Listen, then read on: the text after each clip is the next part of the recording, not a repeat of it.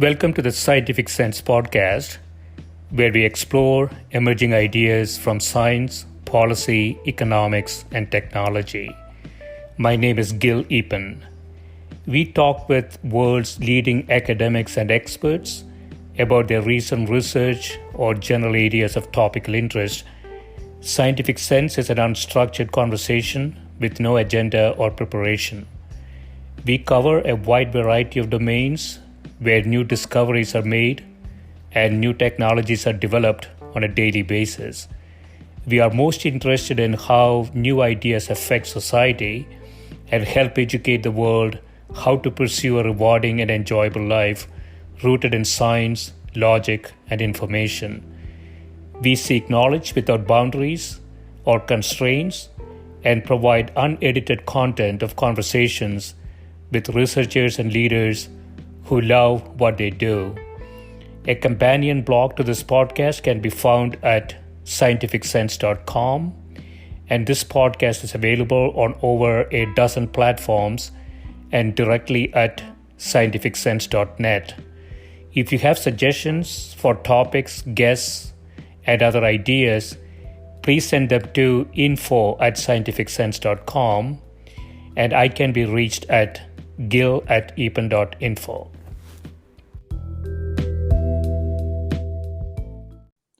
My guest today is Professor Francis Schortgen, who is a professor of political science and international affairs and business at the University of Mount Union. Prior to going into academia, he worked in the business consulting industry in Seoul, South Korea. Welcome, Francis. Thank you, Gill. I want to start with your paper on North Korea, the political logic of economic backwardness in North Korea, in which you say, given the unsustainable nature of the North Korean economic reality, the present study lays the foundation for a critical inquiry into how and for how long North Korea's monolithic policymaking system can afford to resist the need for pragmatic economic reform measures, including possibly the adoption of a Chinese model of pragmatism, economic liberalization, and opening up. Could you talk a bit about maybe the sort of the history of North Korea and where they are today? Sure. As a backdrop to that paper and why I asked the question, certainly I looked at the relationship between China and North Korea and how that has evolved over the years, certainly growing out of the 1950 to 1953 Korean War, when the relationship became sort of solidified. A relationship, one might argue, was sort of forged in blood and iron, as it were. There was an ideological connection, certainly. And what I noticed, and other scholars certainly as well, I'm not by any means the only one who has picked this up, it's a growing disconnect, or there has been for a number of years, between North Korea and China. And it's certainly very stark when you look at the trajectory of economic reform and development. As a matter of fact, it was interesting to see that early on, North Korea, in terms of economic development and per capita income, was slightly higher than China. And this sort of was maintained until about the early late 1980s. And then you began to see a fundamental divergence when China really doubled down on economic reform and restructuring in the early 90s. And so that got me to ask this question: why a country that is really as closed off as North Korea is today has not been able, or willing for that matter, to learn from its neighbors, whether that be South Korea, where there's definitely the historical, the language, the cultural connection, or for that matter, Japan or China. So North Korea is a unique place in the sense that it could look in any direction and see examples of economic development success that it could emulate, maybe to some degree, not necessarily lock, stock, and barrel, but then it raises also the question as to why they haven't even been willing to learn from China. Over the years, certainly under Kim Jong-il, when the few times that he visited China, the Chinese authorities were always very keen to showcase special economic zones, and it was sort of an indirect way to nudge him in the direction of gradual opening up and economic reform. Of course, that hasn't really worked. And so that got me to look into this and whether or not there was really that political logic behind it, that they just maybe are not willing to open up, because what it means for them is that when they change course economically, it would be an acknowledgement that the policies that the government had put in place before would have been wrong. And for a regime that is so keen on maintaining absolute dominance and basically coming across as knowing everything, that would be a very astonishing, acknowledgement for sure. To set the context, I was looking at the chart that you have in the gross domestic product, and I don't know exactly what the y-axis might be, but it is so currently the GDP between North Korea and China is about 3 orders of magnitude different. Yeah, am I reading it correctly? I would have to look at my own chart here again just to. Yeah. But there was definitely a very significant divergence, because I had 2 charts, and I think one might have been on the logarithmic scale. Yeah. So that's where it was a little more difficult to see. Yeah, so about, you said it's about 10 trillion, which seems, these are 2014 numbers. China has gone further than that. But 10 trillion in China GDP, and North Korea's GDP is about 1,000th of that, which makes intuitive sense, I think. Yes. But more importantly, as you point out, North Korea's GDP hasn't grown for nearly 50 years, which is an incredible thing to see. And so, those are the numbers. And, you say that North Korean regime's misguided focus on state building through Juche and Sungun. Juche is a self-reliance strategic component, Sungun, the military first strategic component. Those policies actively paved the way for development and underdevelopment and systematic dissonance. And so I guess North Korea had 3 leaders, right, since 1980s. Is that right? Since Kim Il Sung, Kim Jong Il, and then currently Kim Jong Un. Yes. Okay. And what is the sort of the policy differences between them, or was there any? Initially, I don't think there was a lot of difference between Kim Il Sung and Kim Jong Il, the father and the son. But what we noticed in sort of the latter years of Kim Jong Il was that there was some experimentation with not exactly market reforms, but there was a loosening of some of the regulations. Some people were allowed to sell their excess goods at market prices. There was an attempt at a currency reform that didn't really work out. But as soon as it went a little bit out of hand, the government cracked down again. And so this is sort of similar to what we might have seen maybe under Mao Zedong in China, when the technocrats might have become a little bit too successful, then there was sort of a retrenchment of sorts. Where we were initially very hopeful was when Kim Jong-un took over. In one of his early speeches, he actually alluded to the fact that the North Korean people should not have to tighten their belts anymore, and they should enjoy the full benefits of their economic system. So it led a lot of people to think that maybe he could become sort of a North Korean version of China's Deng Xiaoping, the paramount leader who sort of led China on the path to economic opening up and reform.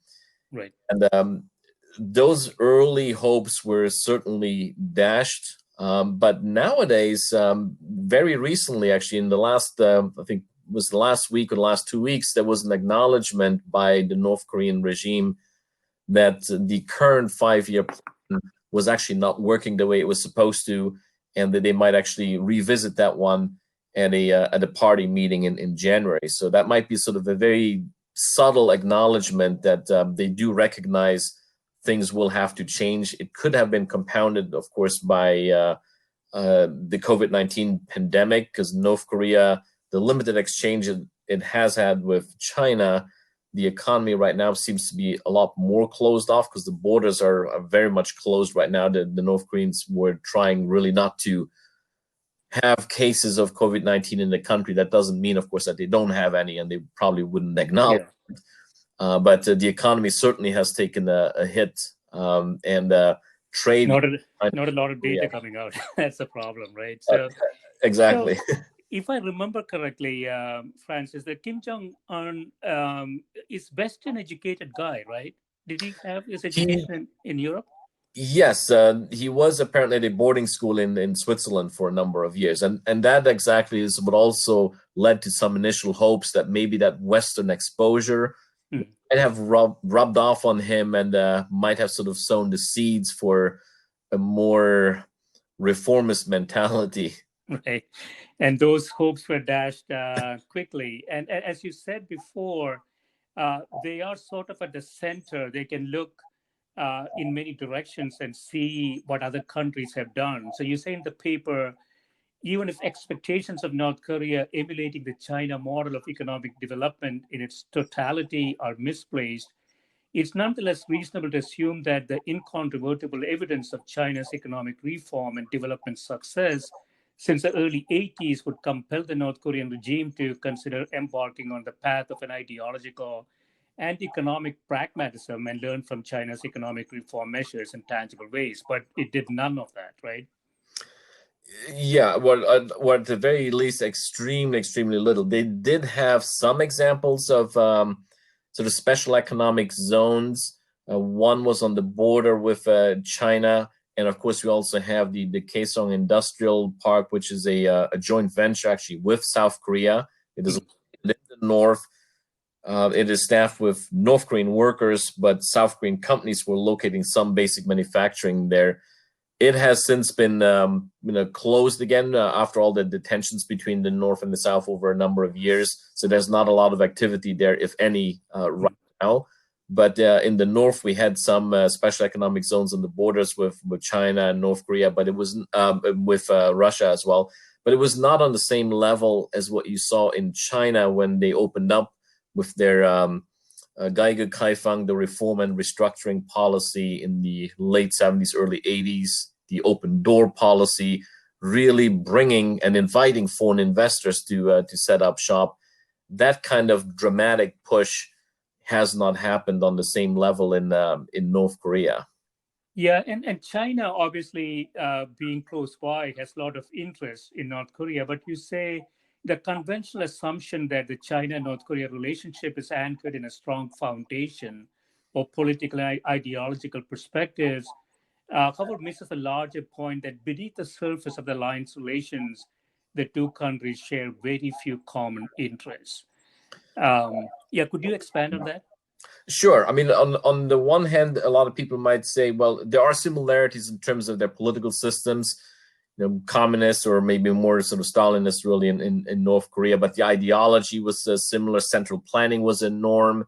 So there should be enough of that common mindset and commonality for North Korea to look at. When you diverge from that, it doesn't mean that your political system necessarily unravels, because what the Chinese have been able to do up until now was certainly push economic reform and still maintain that political stability for the Communist Party. So if that was a concern for North Korea, the fear that once you open up, you open the Pandora's box, as it were, and economic reform could lead to political reform pressures, well, that hasn't happened in China.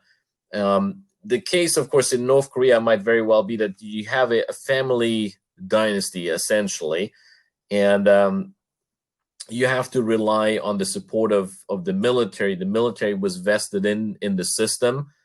And when you push for change, of course, all the vested interests, they might say, well, what is in it for me? Am I still going to maintain my interests? Is my situation going to increase? Am I benefiting more? Am I benefiting less? There may be that kind of hesitation for people to engage in something new where they don't know where exactly it's going to go. What is the? Do you know this, Francis? What's sort of the people strength of North Korean military in number of people? Do you know? I think it's on the order of maybe about, and this is not a hard and fast number by any means, but it could be about 1.5 million, if not even closer to 2, if you counted the fact that everybody's virtually, or the males are virtually drafted into the military, or might be in reserve. But it's a very large military in that sense. Yeah, not necessarily a very well equipped one by any means. Yeah, so it's a significant percentage of the population, and so any changes you would try to make is going to be essentially you have to demonstrate that it is beneficial for the military. It sounds to me, right? In many ways, that you have to give them some kind of assurance that there's something in it for them, or at least their situation, their economic situation, their benefits, the perks that they have gotten, that they would not be at risk. Because the moment, of course, that that's the case, then the military would be, or any entity for that matter, would not be in support of any reform that would be disadvantageous to them. Yeah. And, there was some hope in 2011, you say in the paper, if the very real prospect of no longer being able to take unqualified Chinese support for granted, then perhaps the wave of revolutionary uprisings that engulfed much of Middle East and North Africa in 2011, combined with the death of Kim Jong-il in December 2011, would help to underscore the urgency for a new logic of economic development. But it really didn't do much at all, right? Yeah, we only saw early on, as I mentioned before, that's when Kim Jong-un gave that one speech. I think it was in January of 2012, if I remember correctly, where he did sort of indirectly allude to the fact that he might push for economic reform or some building projects, which he has done. Yeah. But it's not exactly anything that benefits the population as a whole. I mean, when you build a ski resort, the poorest of the poor in the country, they don't benefit from it. If you build more apartment blocks, of course, in Pyongyang, which is where the elite lives anyhow, that may not trickle down to the rest of the country. So I think there's always a disconnect between certainly what's going on in Pyongyang and the rest of the country. And if the developments around 2010, 2011 with the Arab Spring, the death of Kim Jong-il gave rise to that hope that maybe change is afoot. Yes, those hopes were dashed. And there's no indication right now we see sort of a dramatic change in that. There were instances where China has sort of very much signaled, and then China is basically the only lifeline, the economic lifeline that North Korea has today. Yeah. If China were to say, or decide from one day to the next to cut that umbilical cord, well, then the North Korean economy would certainly implode. Of course, the Chinese are not going to do that, because if and when they were to do that, they would see a flood of North Korean refugees crossing the Yalu River into northeastern China, which is the Rust Belt of China. So there are a lot of socioeconomic problems there already. But the Chinese have on occasion sort of sent signals, especially at the height of the nuclear tensions on the Korean Peninsula, that they were not very happy with the direction that the North Korean regime was taking, certainly under Kim Jong-un, because under his rule, when his father died, we saw a dramatic uptick in missile tests, in nuclear tests, which raised concerns from a strategic and security point of view for China, because it would give the U.S. an excuse to relocate a lot more of their military assets in Northeast Asia under the pretext, of course, that they would be directed at North Korea and meant as a deterrent factor. But the Chinese would, of course, also realize that, well, there's nothing that would prevent those same military assets to serve as a deterrent to against China, of course. So that's where you saw that divergence of viewpoints, and the Chinese indirectly sort of signaled to the North Koreans that you cannot count on unqualified support for us anymore, because your actions actually sort of undermine our own national interests and potentially put all the gains that we have made, the economic gains, and then also the broader regional gains and the ambitions that China has in the region, they put that at risk. And so that's where you began to see sort of tensions emerge. And some people had described the relationship in very colorful terms, that it was a relationship as close as lips and teeth. So focusing on the ideological similarities, which are not there anymore. As a matter of fact, when China started embarking on economic reforms and then doubled down in the 90s and again in the 2000s, it became much more capitalist than it would ever be communist these days. Both Koreans essentially looked at China as sort of having betrayed the ideological cause. In the major North Korean military academy in the early 2010s, according to some South Korean intelligence reports, there were even banners posted that basically labeled the Chinese as turncoats and our enemies, which is a very significant development. Yeah, so I think you touched on this already when Kim Jong Un took over.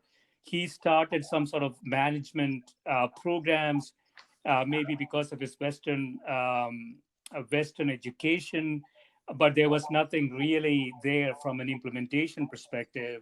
So it sort of went back to how it used to be.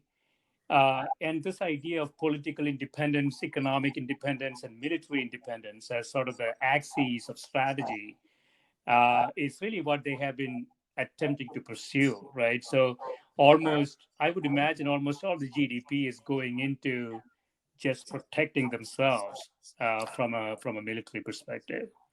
To a large extent, that's probably still true. Yeah, there was a slight difference.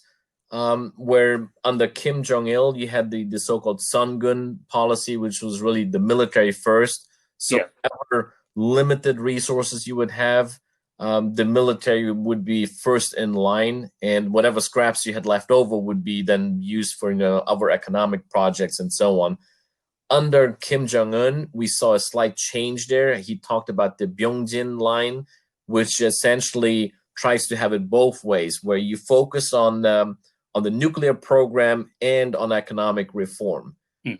But I think the balance is still skewed towards the military aspect a little bit more than the economic one, for sure.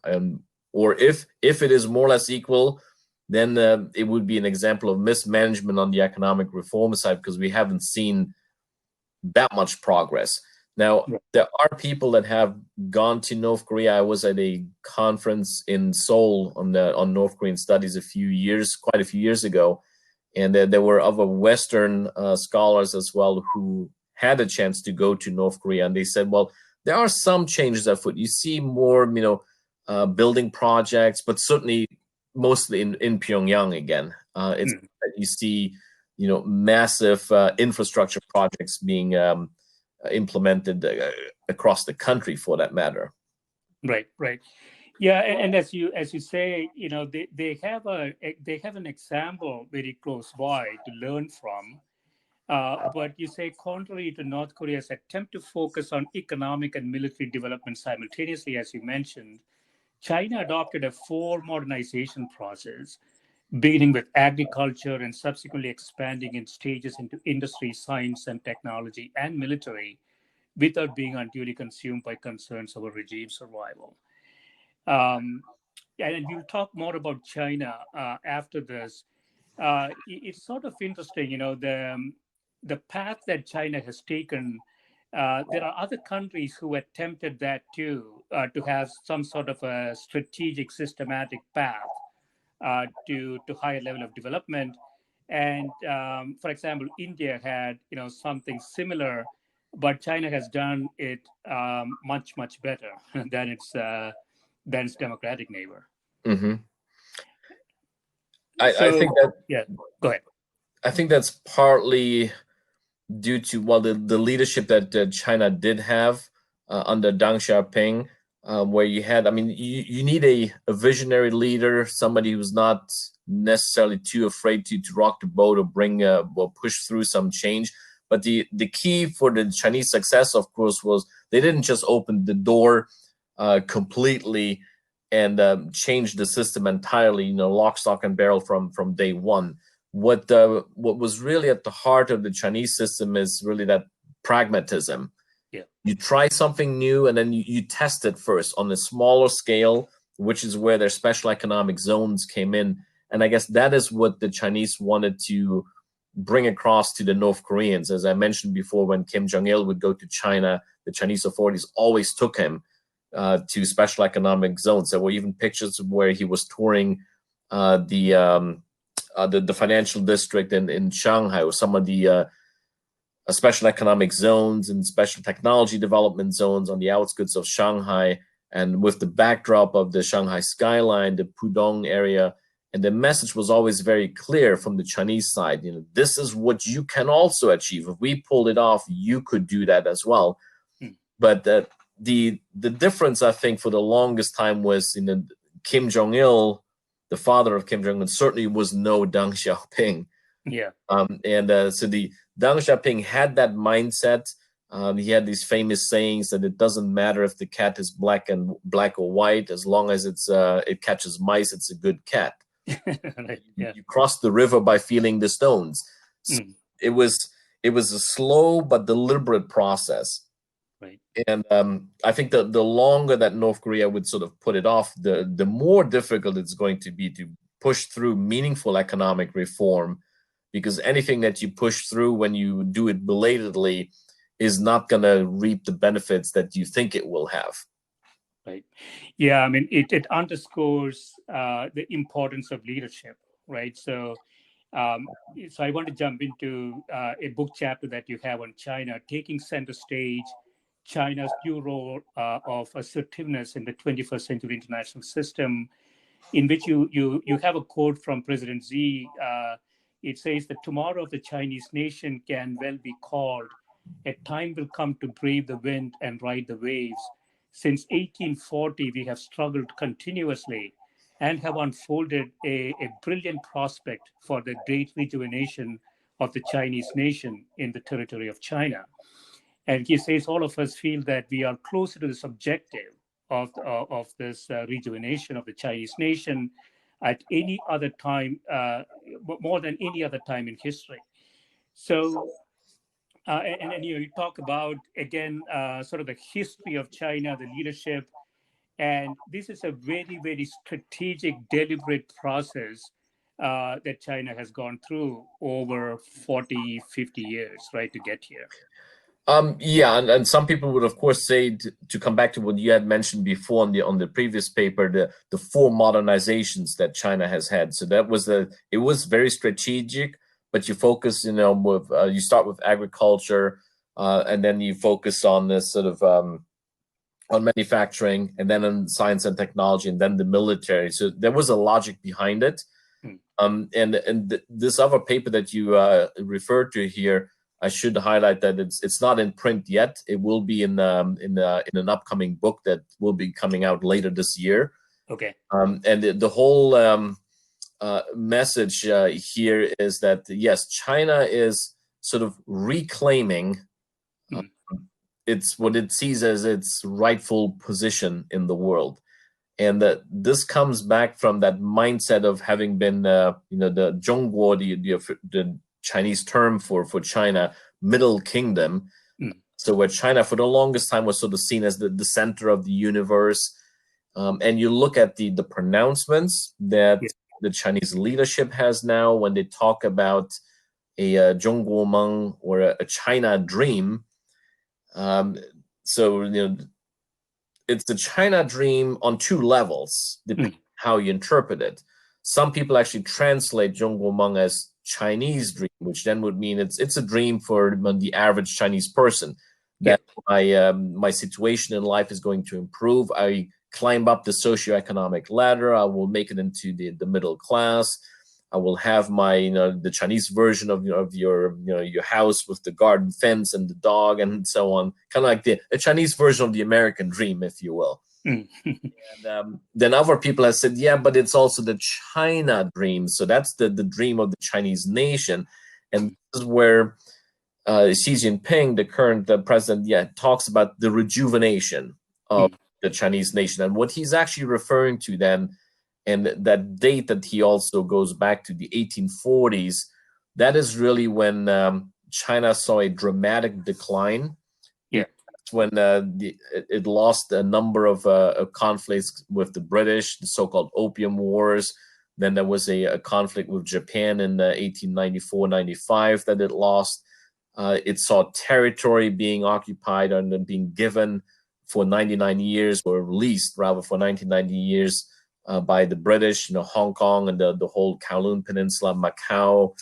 And it's that kind of national humiliation that the Chinese are constantly talking about, the Ainian Guochi, 100 years of humiliation. And they are very committed on the back of sustained economic growth and development now to say, we will reclaim our rightful place. We will not be pushed around anymore. And so in that chapter, when I say sort of taking center stage again, the whole idea of that chapter, and it's a contribution to a volume that looks at national role conceptions, how countries perceive themselves in the international system. Yeah. So I argue in that China is laying the foundation for taking on a much more assertive role and potentially challenging or rivaling the United States, because there is a significant shift in the distribution of wealth and power that has been going on for a number of years. Yeah. That shift is decidedly going back to Asia again. Now it's China that draws the attention now, but if you go back to the early 1800s, what you would notice is that both China and India combined accounted for the vast majority of the global economy, and that is the trajectory that the world seems to be on right now. Now, China is ahead of India in that sense, but all the projections point to that. I think by the year 2050 or so, that India might really sort of catch up and maybe be number 3, if not already number 2, and then the US would again be relegated to number 3 position. Yeah, so going back to China, Francis, so you have 3 stages of sort of evolving China. You call it role taking, which is about 2002 till about 2002, role bargaining till about 2012, and then role making after that. So one of the things I find extremely interesting, early on, they had what you call a 24-character strategy. And it says, observe calmly, secure our position, cope with affairs calmly, hide our capacities, and bide our time, be good at maintaining a low profile, never claim leadership. And so, I'm not sure if we can attribute to any other country to this sort of deliberate strategy that extended over a 30-year time period. Exactly, and this is why it's also quite important to whenever you study countries, and certainly when it comes to China, to really understand sort of the very rich history and the strategic thinking that emanates from Sun Tzu and so on, because that influences very much how the Chinese have gone about it. So the 24-character strategy that you alluded to here, well, that was of course under Deng Xiaoping.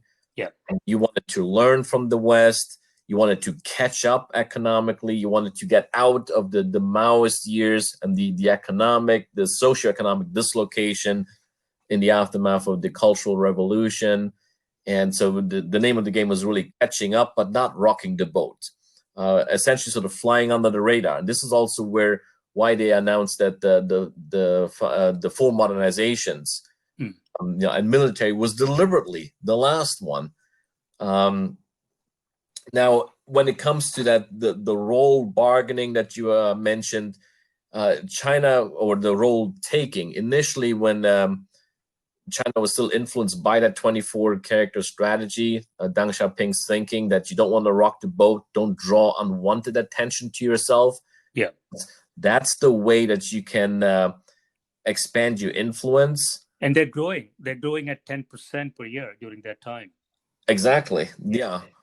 And so the role bargaining that I talk about, that's more when sort of in the later in the 2000s, early 2010s, when China realizes that it has accumulated a significant economic clout already, and now combined with that mentality of sort of righting the wrongs of history, it wants to be seen as being given the respect that it deserves. So the role bargaining in a way was, yes, we will still rise peacefully. That was one of their slogans as well.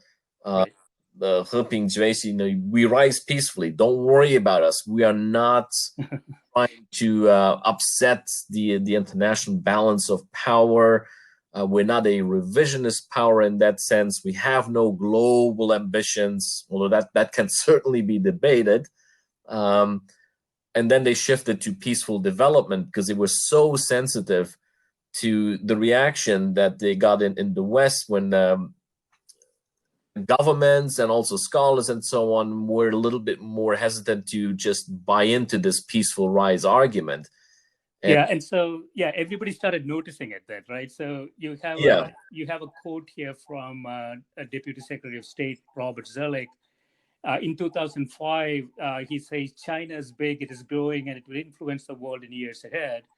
It's not a secret anymore, right? So for the United States and the world, the essential question is, how will China use its influence? And I guess in some sense, the Western strategy was to incorporate China into the Western sort of framework, or attempt to do that, right? And I don't know how successful that has been. Not as successful as they would have hoped, for sure, because I guess they were in that sense more driven by this notion of modernization, economic modernization leading to political modernization and reform, so that China over time would become a democracy and then we don't have to worry about things. Of course, what we have seen in China is that economic modernization did not lead to political modernization or liberalization. That, I think, has then shifted the narrative a little bit, because that same Robert Zoellick, he had called on China to be a responsible stakeholder in the international system, which basically meant that, well, there are norms and rules of the game, and if you want to be an accepted player, we expect you to play by those rules. And I think this is where the kind of assertive China that we see now under Xi Jinping, definitely more assertive than previously, that China might be saying, well, yes, we still want to be a responsible stakeholder, but can we please also influence the system? Can we have a say in the rules and so on? Yeah, and think about a well choreographed strategy. You say here, the 2008 Beijing Summer Olympic Games were China's coming out party.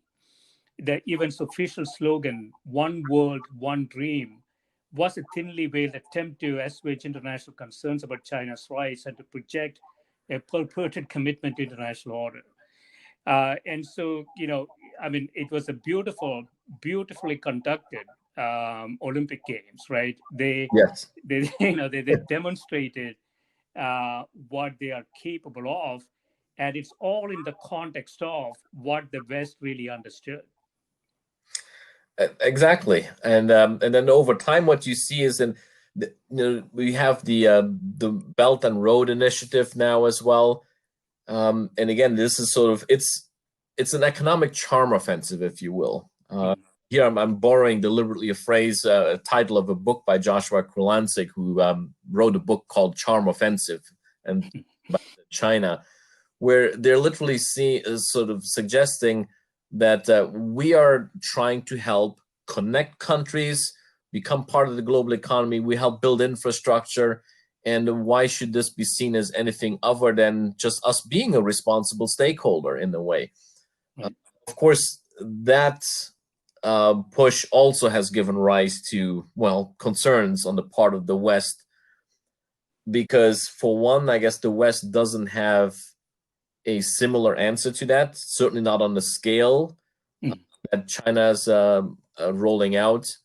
Could be because the US may not have the financial means to do sort of a 21st century Marshall Plan, because that's what the Belt and Road Initiative is seen as.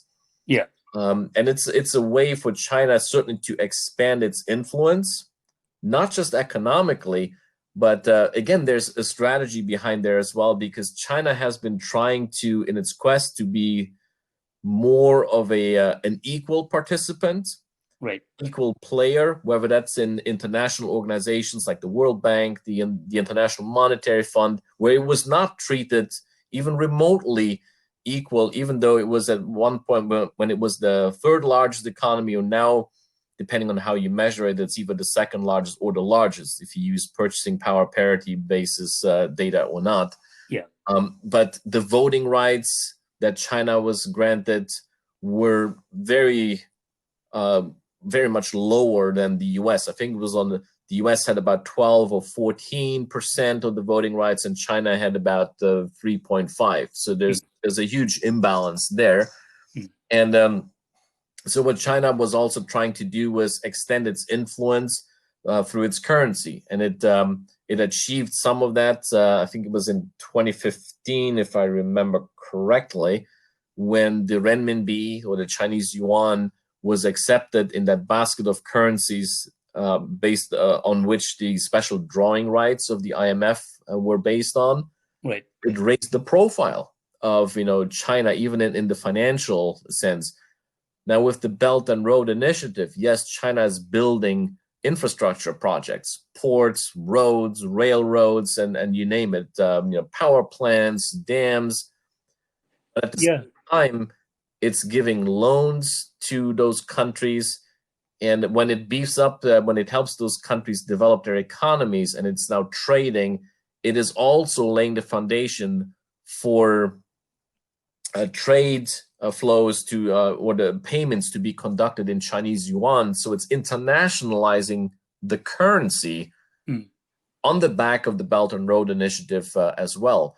And I want to get your insights into this. So you say with the Belt and Road Initiative announced in 2013 and focused on increasing economic connectivity and meeting the infrastructure needs in much of the developing world. Now, I know that, I don't know if this is part of the initiative, Francis, but China is also building a road to Pakistan. Yes. And so, underneath this, it's not just infrastructure. Presumably, it is it has military objectives as well, because we now see sort of an alignment, a sort of a different alignment, right? U.S., India, and others, and so again, you have to really give it to them. This is a true strategic way of thinking about the country. Yes, you're absolutely right. The China-Pakistan economic corridor, yes, it is partly about infrastructure, but at the same time, it connects them to the port of Gwadar, which the Chinese also have built. And that's, of course, there's strategic value there, because that port is one of a number of ports that China has been building or helped financing in the South China, South Asia region and Southeast Asia region, because they use a strategy called the string of pearls configuration. Interestingly enough, if you connect some of those dots, they sort of form a nice little ring around the Indian subcontinent. So yes, there is strategy there for sure. Right. And you're quite right. The Belt and Road is not just about infrastructure. There is strategic purpose, because, and we have seen this in Sri Lanka, in the port of Hambantota, where the Sri Lankan government got a loan and the loan was probably way more than what the Sri Lankan government should have actually signed up for, because they were not able to repay it. And the Chinese have used a very interesting strategy there, then, where they say, well, loan forgiveness, no problem. but give us the port. Since we built the port, we now have control over it.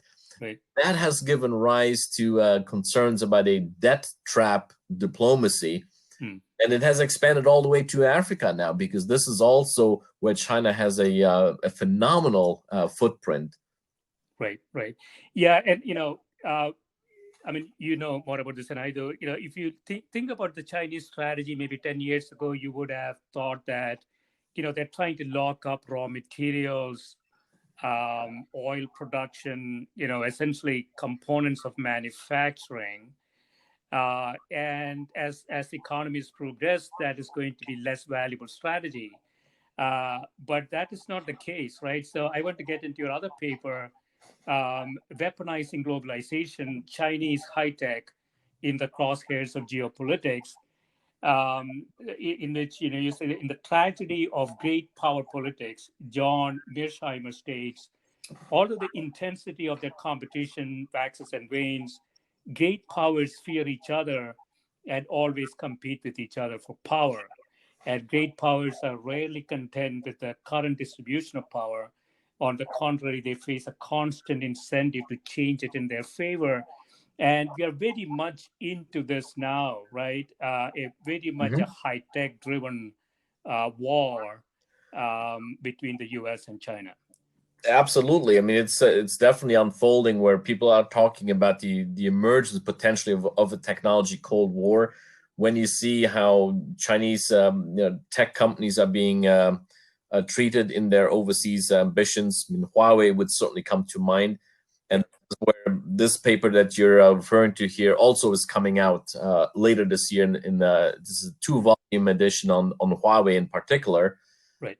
So Chinese overseas investments initiatives in the tech sector are definitely being very heavily scrutinized, for the simple reason that China is building up a significant, in some cases, an advantage actually in the technologies of the future. And again, it's part of a dynamic that we have seen in a number of Asian countries, where you have call it a developmental state approach, which emanated in Japan. The Koreans adopted it, where the government has an active role to play in terms of developing the economy, identifying strategic industries that it wants to support with preferential loan guarantees and so on. And so the government in this case, when it comes to the technologies of the future, has really sort of committed itself to ensuring that China is going to become not a leader, but the leader in artificial intelligence, robotics, autonomous vehicles, and so on. It's all part of that Made in China 2025 vision.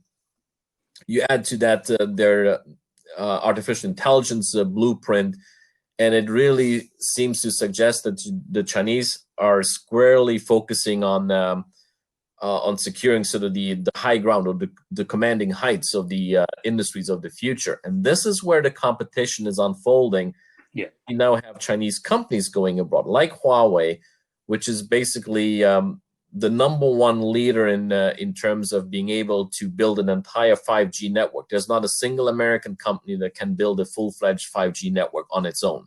There's 2 European ones that can do it as well. So when Huawei, which ostensibly is a privately owned company, some people in the US are questioning it, because the head of Huawei used to be an engineer with the People's Liberation Army. So when they go abroad and they help countries build telecom networks, of course, there's some justification for raising concerns about national security. The question then is just, is this concern, whether it's on the part of the US or the West in general, overly politicized to the point where any kind of overseas expansion is, or any investment opportunity is overly politicized, and politicized in the sense of raising concerns about national security. see that more and more. I mean, recently we've seen it with TikTok, and then now WeChat is in the news as well. And it seems to suggest that as China is becoming more competent in some of those industries, it gives the West a run for its money. It is competing effectively with the West. Now, is it fairly competing? That's a whole different question, because the government is certainly bankrolling a lot of this. Yeah, I mean, there is a, from my perspective, Francis, there is a difference between tactics and strategy, right? So, oh, absolutely. It's all well and good, for the West to object to a company doing 5G. But what's more important is, Made in China 2025 initiative. It says it is going to focus on next generation information technology, high-end numerical control machinery and robotics, aerospace, maritime engineering, rail equipment.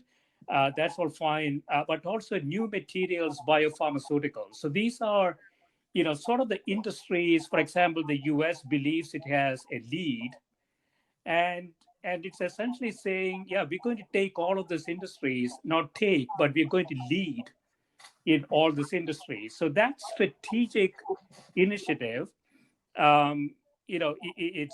it's okay to have strategy, but the country has already shown it's immensely capable of implementing strategy, and it has very competent leaders, juxtaposed with, I would argue, complete incompetence in some of the large democratic countries. We are probably looking at this trend accelerating a lot faster than even China wanted. That's probably true, and it raises sort of broader questions also about education systems. If we look, for example, in the US, but it's also happening in Europe and in Australia, if you look at graduate programs in the fields that you would source human talent from to contribute to those industries of the future, I would see a veritable army of foreign students. Most of them from probably China, and then the second largest would be India, and there's South Koreans and so on. And so in the past, if the US or some European countries are now worried about China's technological prowess, we also need to be doing probably a little bit more soul searching and look at immigration issues, because we had students, foreign students, that would come to the West and study. We give them the skills, and so we basically educate our own future competitors in a way. So should the West have a discussion, maybe in particular, since we're sitting here in the US, a discussion also about how about harnessing that power, that brain power, and making sure that it's not sort of a brain circulation, but more of a brain gain for countries like the US if students decide to pursue their graduate studies here.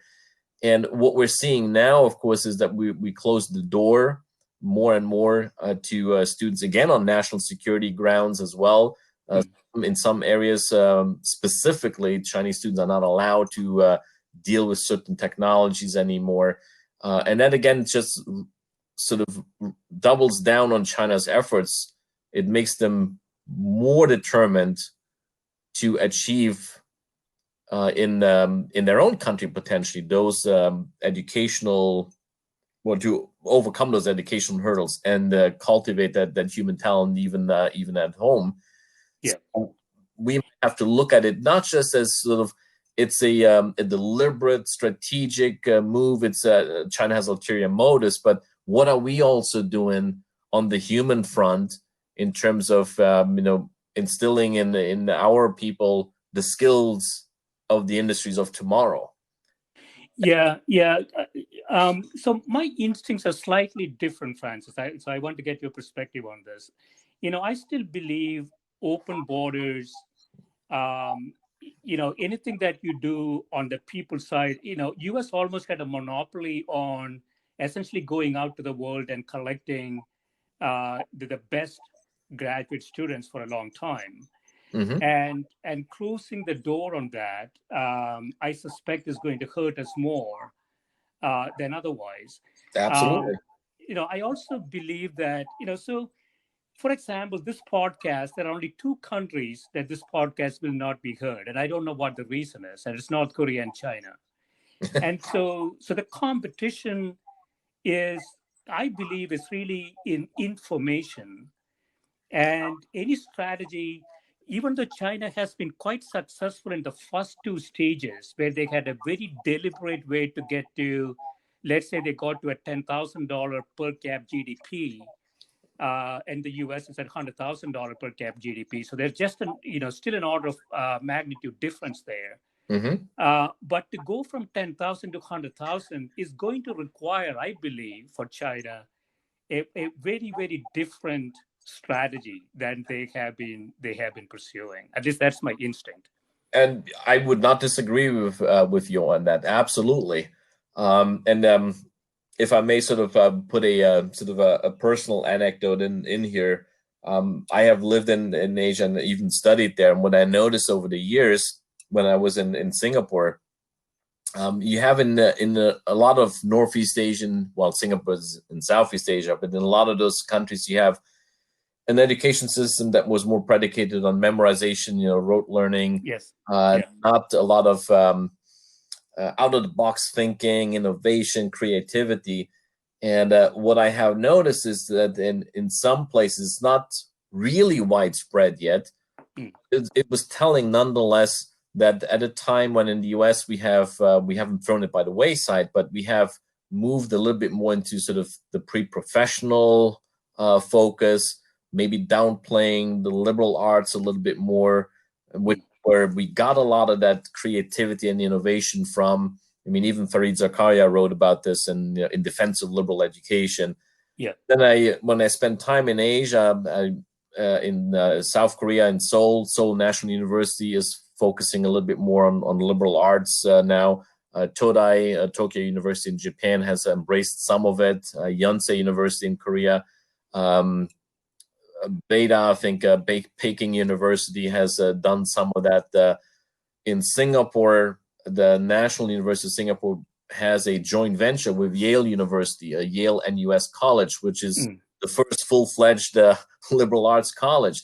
So what we're seeing throughout Asia is a recognition that, yes, you can get up to a certain level, but then to really sort of harness the full power of creativity and innovation, something else in society has to change. That's right. Yeah. It might still take a while, but I think they're laying the foundation to some extent. And China might be a little bit behind there, so it's not going to be a very smooth, upward trajectory in terms of getting to that same level that the US is at. But you see some more of their universities becoming more well known. Tsinghua University is it's more competitive to get into than even MIT these days, and it's a first-rate university in science and technology already. But they still have a long way to go. So I fully agree with you on that. It's one thing to get from basically 0 to 10,000. It's going to be a very different ball game to get to 100,000 for sure. Yeah, and it may not be just China, Francis. I had my undergraduate education in India. And this is another example of an education system that produces a large number of engineers and doctors, but very little, I would say, in terms of fundamental innovation. And I don't know the exact reasons for it. I believe it is related to the education system, as you mentioned. It's related to sort of the lack of flexibility, early specialization. There could be a variety of reasons around it. And as you say, it's not very easy to change quickly. And so the next competition that all these countries are looking forward to, I think it's a very, very different competition than they're used to, which might give us a little bit of an extra time, provided we have competent leaders, which seems less likely. But if that's the case, we have a little bit more time to do that. And you can see this in the micro level. measuring just R&D investment in aggregate, it doesn't really correlate with innovation. You can look at in companies, large companies spending a large amount of R&D money. They might get a bunch of patents and all of that. But at the end of the day, you have to ask, what is that fundamental innovation that they brought forward? And you can find very little in companies that invest a lot. That's true. And there's actually a very interesting publication I read on this as well that touches on all those challenges, even for the US as well. In terms of innovation, do we have a full-fledged national innovation policy?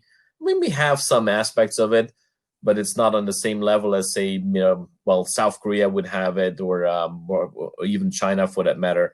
The study is a little dated. It's from the early 2010s, I think, and it's called Innovation Economics. And it paints a little bit more of a, I wouldn't say a truly pessimistic picture, but it raises questions even about where the US is going. But even if we have a little bit of more time, that should still give us pause and say, okay, we need to recognize where the challenge is coming from, what the challenge is going to look like, and we should use then today's situation to prepare us for the future. Right. I think if all we do is we seek solace in the fact that we can keep, in this case, Chinese companies from our shores, or we make it difficult for them to acquire American or European companies, that gives us a certain degree of short-term comfort, but doesn't prevent the ultimate competitive dynamic that's going to come down the pipeline. Yeah, so let me ask you that, Francis, in conclusion. From a U.S. policy perspective, there are a lot of moving parts here. But what would be, sort of the 1, 2, 3 areas that you will focus on for the next 5 to 10 years for the U.S.? I mean, for one, then this would probably be the number one issue would be that we can't have the policy that we have right now of sort of deliberately steering a confrontational course and being much more protectionist. We need more cooperation and coordination or consultation than potential confrontation, because it seems that we are on that track right now. Right. The foundation for that, actually, even in the Bush administration, under our former Secretary of the Treasury, Hank Paulson, when we had a sort of an annual meeting, it was called the U.S.-China Strategic Economic Partnership. And I think that was a great initiative, at least, even if it's of rival geopolitical powers or competing powers. Competition is good, certainly in the economic realm, even in the technology realm. And it's not a zero-sum game, right? I mean, exactly. Because it keeps you on your toes. It gives you that added motivation to look over your shoulder and not take for granted that, well, we were number one, we will always be number one, because that's never going to happen, because the world is too dynamic. So yes, it's not a zero-sum game. We have strengths that the Chinese don't have. They have strengths that we don't have. There's actually areas where we could cooperate. And quite frankly, if you look at the global economy, it is going to be anchored not just around one economy, but it's going to be, as some people call it, the G2, China and the United States. So it's incumbent on, for the sake of the global economic health, for those two economies to cooperate more, or at least have a productive dialogue. And I think we got off on the wrong track there in the last couple of years, unfortunately, and we need to get back to that. So that would be my first one. And at the more sort of societal level, and this would apply to every country, we need to really make sure that our future generations, or the ones that are in college now, especially in the US, will cultivate really a global mindset, so that they can see the challenges and the opportunities that are out there overseas, so that we have cultural exchanges, student exchanges. We need more of that, not less. Because our markets, in the grand scheme of things, our markets are going to be small percentage-wise in the future. Mm-hmm. Yeah. And so it's if I could add one, the part of the number one that you mentioned, I think we need some way to have a consistent policy that spans administrations, right? Yes. The administration doesn't change in China. That is a problem. They have to ultimately get to democracy, we hope. But in the U.S., we need a consistent policy that spans administrations, because this is not a short-term thing. It's a real long-term strategic question for both countries. Exactly, and that's the problem. Unfortunately, when our policies are very short term, they're driven by electoral cycles more often than not, and we have seen this under the Obama presidency. We had a Trans-Pacific Partnership that was negotiated with a lot of Asian countries. They stuck their neck out, gave us concessions, especially Vietnam and Japan. Yeah, Trump administration comes in, and we basically tear it up. So we need something that's more predictable, more consistent in the long term, because if there's too much uncertainty and unpredictability, not good for building a long-term relationship with anyone, and certainly not with the second largest economy in the world. And just not policy, but also companies making investments. If everything changes every 4 years, nobody can make any investments, for the long term. Exactly. So if we see sort of the longer term picture, and always for every decision we make, we actually look at what are the intended and unintended consequences. And if I may close on this note as well, the news that came out today about WeChat and how the US is going to crack down on WeChat. Well, is that just going to be in the United States? What about American companies who are in China? Mm-hmm. And they rely on WeChat, because if they're now being penalized, then that could very well undermine their position in the Chinese market, because WeChat in China is sort of like a Twitter, Uber, Amazon, Facebook, and some other social media outlets that we have in the US combined in one. So we may not have thought about the broader implications of that initial policy, and how it might actually undermine our own economic interests in terms of our company interests in China as well. Exactly. Yeah. This has been great, Francis. Thanks so much for spending time with me. Well, thank you very much for the opportunity. Yeah, thanks so much. Bye. Bye-bye.